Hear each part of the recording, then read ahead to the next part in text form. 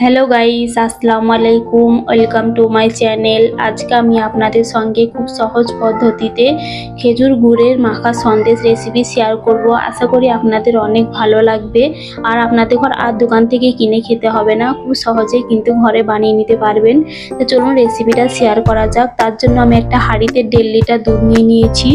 এখানে আমি ছানা কাটানোর জন্য ভিনেগার নিয়ে নিয়েছি। আপনারা চাইলে কিন্তু লেবু রস দিয়েও ছানা কাটিয়ে নিতে পারেন। তার জন্য আমি 4 চামচ ভিনেগার নিয়ে নিয়েছি আর নিয়ে নেব 4 চামচ পানি। পানি আর ভিনেগারটা কিন্তু ভালোভাবে মিশিয়ে নিতে হবে। এই ধারে কিন্তু আমি দুধটা ভালো করে জাল করে নিচ্ছি।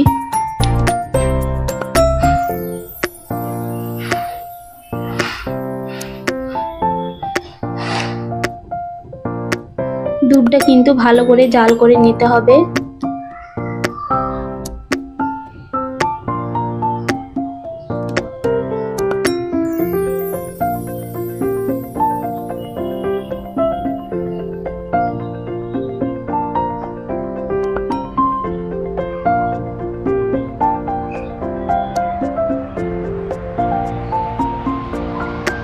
দুধটা কিন্তু ভালোভাবে জাল করে নেওয়া হয়ে গিয়েছে। এবার আমি ভিনেগারটা দিয়ে ছানাটা কাটিয়ে নেব। এখানে কিন্তু অল্প অল্প করে ভিনেগারটা দিতে হবে আর নাড়তে হবে, তাহলে কি হবে, ছানাটা ভালো করে কাটানো হবে।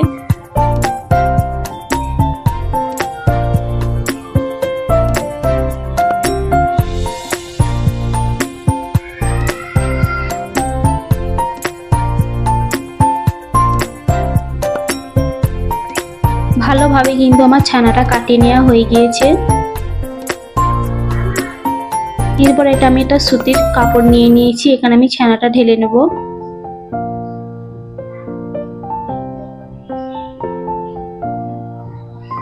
তারপর আমি 1 কাপ ঠান্ডা পানি দিয়ে ধুয়ে নেব, যাতে ভিনেগার যে স্মেল আছে ওটা না থাকে। এবার আমি ছানা থেকে পানিটা বের করে নেব।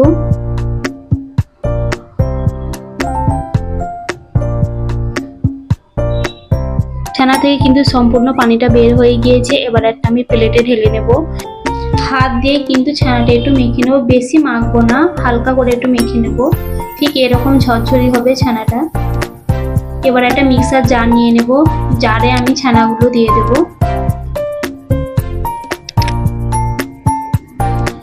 এবার আমি এখানে 2 চামচ দুধ দিয়ে দেব। এবার মিক্সারে আমি ঘুরে নেব।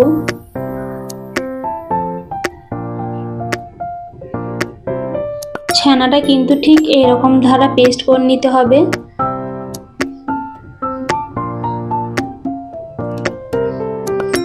আর একবার দেখিয়ে দিচ্ছি, দেখুন আপনারা, ঠিক এরকম করে নিতে হবে পেস্টটা।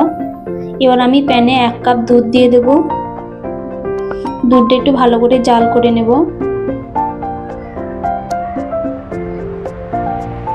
এবার আমি এখানে দেব 4 চামচ গুঁড়ো দুধ। দুধের সাথে কিন্তু ভালোভাবে মিশিয়ে নিতে হবে, যাতে কোনো দলা পাকিয়ে না যায়।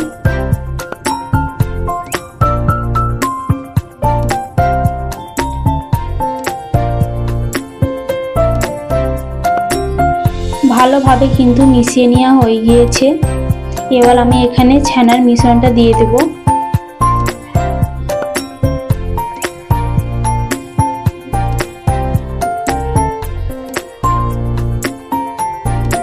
ছানার মিশ্রণটা দিয়ে কিন্তু ভালোভাবে নাড়তে হবে।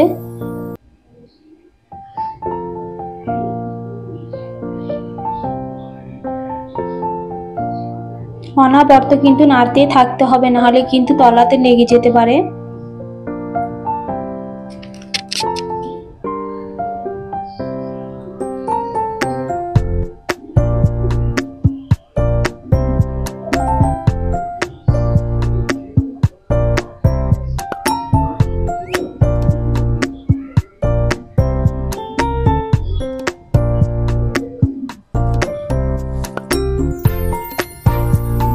ছানাটা যে দেখবো ঘন হয়ে আসছে, এই পর্যায়ে কিন্তু আমি 1 বাটি খেজুরের গুড় দিয়ে দেব। খেজুরের গুড়টা দিয়ে কিন্তু ভালোভাবে কিন্তু মিশিয়ে দিতে হবে।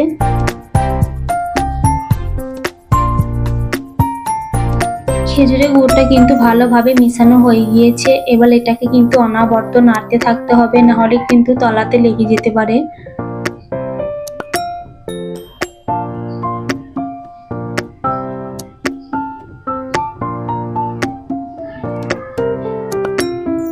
মিশ্রণটা কিন্তু আগে থেকে অনেক ঘন হয়ে এসেছে, আর একটু কিন্তু এটাকে নেড়ে নেড়ে ঘন করে নিতে হবে।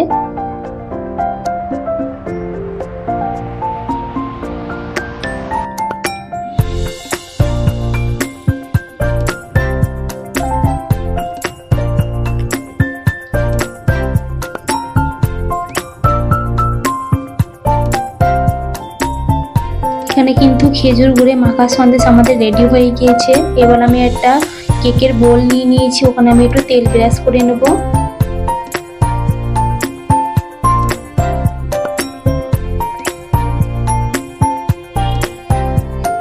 এবার আমি এখানে ঢেলে নেব।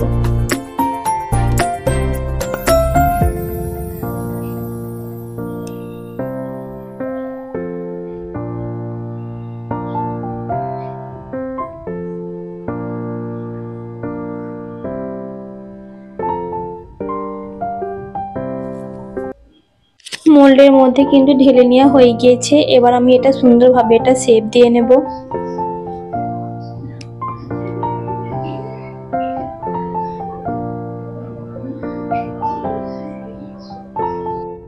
এবার আমি এইটাকে 3 ঘন্টার জন্য রেখে দেব।